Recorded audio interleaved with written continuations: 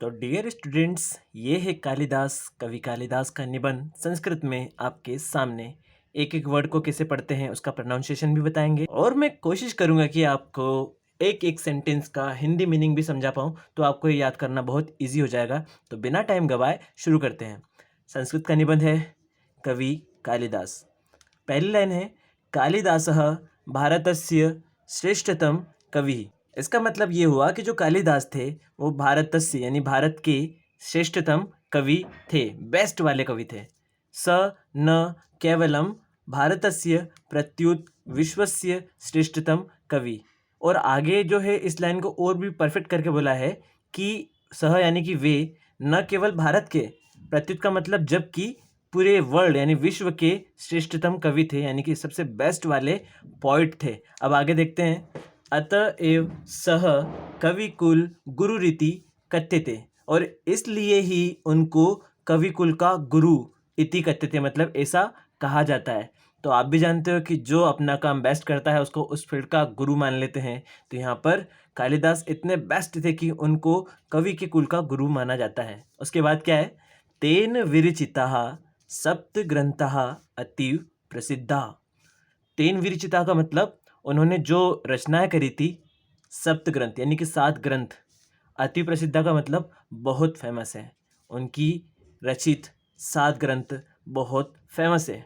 उसके बाद तेषु द्वे महाकाव्ये रघुवंशम कुमार संभवम च द्वे खंड काव्ये, और उनमें से 2 तो महाकाव्य है। महाकाव्य और खंड काव्य क्या होता है हम हिंदी में पढ़ते आए हैं। तो 2 महाकाव्यों के नाम भी बता दिए हैं, पहला है रघुवंशम और दूसरा है कुमार संभवम च द्वे। उसके बाद 2 खंड काव्य भी हैं। भैया इन्होंने खंड काव्य का नाम भी बता दिया है, पहला खंड काव्य है ऋतु संहार और दूसरा है मेघदूतम च वर्तते। इंदौर में अगर आप आएंगे तो आपको एक बहुत बढ़िया सा सुंदर सा गार्डन मिलेगा जिसका नाम भी मेघदूत ही है। उसके बाद त्रीणि नाटकानि मालविकाग्नि मित्रम विक्रमो वर्षियम अभिज्ञान शाकुंतलम। तो देखो 2 महाकाव्य हो गए, 2 खंड काव्य हो गए, टोटल हुए 4, और रचनाएं तो 7 थी। तो इसके अलावा इन्होंने 3 नाटक भी बनाए थे। उन नाटकों के नाम थे मालविकाग्नि मित्रम, विक्रमो वर्षियम, अभिज्ञान शाकुंतलम। आपको ये 3 नाम इजीली याद हो जाएंगे थोड़ा सा प्रैक्टिस करने पर। एषु मेघदूतस्य शाकुंतलस्य च प्रसारो विदेशेषु अपि अधिको वर्तते। एषु का मतलब इनमें से, मेघदूत और शाकुंतल ये जो 2 रचनाएं थी उनका प्रचार विदेश में, अपि का मतलब भी होता है, अधिक वर्तते मतलब विदेश में भी उनका इतना जो है प्रचार हो रहा है। तो आप समझ सकते हैं कि अगर कोई पोइट, कोई कवि अपने आर्ट फॉर्म को इतना बेस्ट करे कि वो उसकी कंट्री के अलावा विदेश में भी सब जगह फेमस होने लग जाए, तो वो आर्टिस्ट कितना जानदार या फिर कितना पावरफुल होगा। तो वैसे ही है हमारे भारत के कालिदास, जो एक कवि थे। कवि का काम होता है कविता लिखना, उन्होंने अपनी कविता बहुत ही बेस्ट लिखी हैं। उसके बाद आगे चलते हैं। विश्वस्य सर्वास्वपि प्रमुखासु भाषासु कालिदासस्य ग्रंथानाम अनुवादाः लभ्यन्ते, यानी कि विश्व की सभी प्रमुख भाषाओं में कालिदास के ग्रंथों का अनुवाद किया गया है। अब वो इतने बेस्ट कवि है तो उनकी रचनाएं जो है दूसरी भाषाओं में भी आ गई है, जिसके कारण दूसरी भाषा वाले लोग भी इनकी रचनाओं को, यानी कि इनकी कविताओं को या इनके लेखों को, इनकी रचनाओं को अच्छे से समझ पाए, उसका आनंद उठा पाए।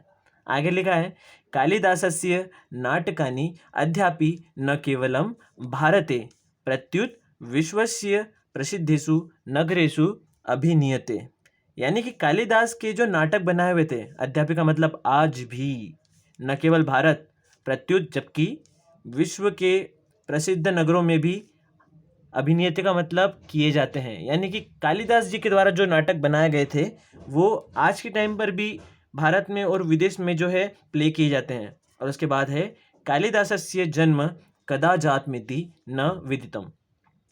अब जब इतना सारा कालिदास के बारे में पढ़ लिया है तो उनके जन्म और उनकी डिटेल के बारे में तो जानने की इच्छा होगी ही। तो हम निबंध में वही पढ़ रहे हैं कि कालिदास का जो जन्म है कदा जातमिति, यानी कि कब हुआ था नहीं पता, क्योंकि बहुत पुराना टाइम था जब कालिदास रहे होंगे, तो उनके बर्थ के बारे में कुछ प्रॉपर डिटेल किसी को पता नहीं होगी। उसके बाद देखते हैं ख्रीष्टाब्दस्य चतुर्थशताब्द्यां स जातः, यानी कि चतुर्थी शताब्दी में 4th सेंचुरी में उनका जन्म हुआ होगा। इति बहवो मन्यते, ऐसे काफ़ी लोगों का मानना है। आगे बढ़ते हैं। केचित् च तं विक्रमस्य प्रथम शताब्द्यां जातं स्वीकुर्वन्तु।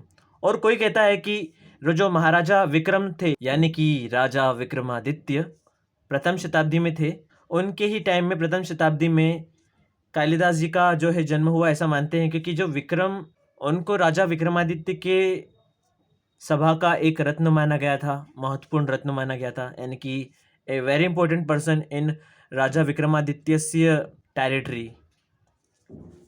परम तस्य निवासो मध्य प्रदेशे उज्जयिन्याम अभवत। और ये बात पक्की है कि उनका जो निवास है मध्य प्रदेश के उज्जैन में माना जाता है, इति निश्चितम। तो ये परफेक्ट वाली बात है जो आप याद रख सकते हैं कि कालिदास जी का जन्म मध्य प्रदेश के उज्जैन में हुआ था। अब आगे क्या है? उज्जयिन्याम प्रतिवर्ष कालिदास महोत्सव भवति। तो अगर आप उज्जैन के बारे में थोड़ा भी जानते हैं तो आपको पता होगा कि उज्जैन में प्रतिवर्ष हर साल कालिदास महोत्सव मनाया जाता है। एंड आई थिंक उस टाइम पे काफ़ी सारे कवि, पोइट वगैरह इकट्ठे होते होंगे। उसके बाद क्या है? कालिदासस्य उपमा अतीव प्रसिद्धा। कालिदास जी की इमेज अति प्रसिद्ध, यानी कि बहुत फेमस है। अब इतना सारा जानने के बाद तो आपको समझ में आ ही गया होगा कि कालिदास जो है कितने फेमस थे। उक्तंच उपमा कालिदासस्य इति। कहते हैं कि अगर उपमा हो तो कालिदास जैसी हो। वो जैसे कहते हैं ना, खाना हो तो माँ के हाथ का बना हुआ हो, मूछे हो तो नथुलाल जैसी हो, वैसे यहाँ पर कहा गया है कि अगर उपमा हो तो कालिदास जी जैसी हो। उसके बाद क्या है? स भारतस्य अति मनोरमं वर्णनम अकरोत्। उन्होंने भारत का, अति का मतलब बहुत, मनोरम का मतलब सुंदर, वर्णन किया था।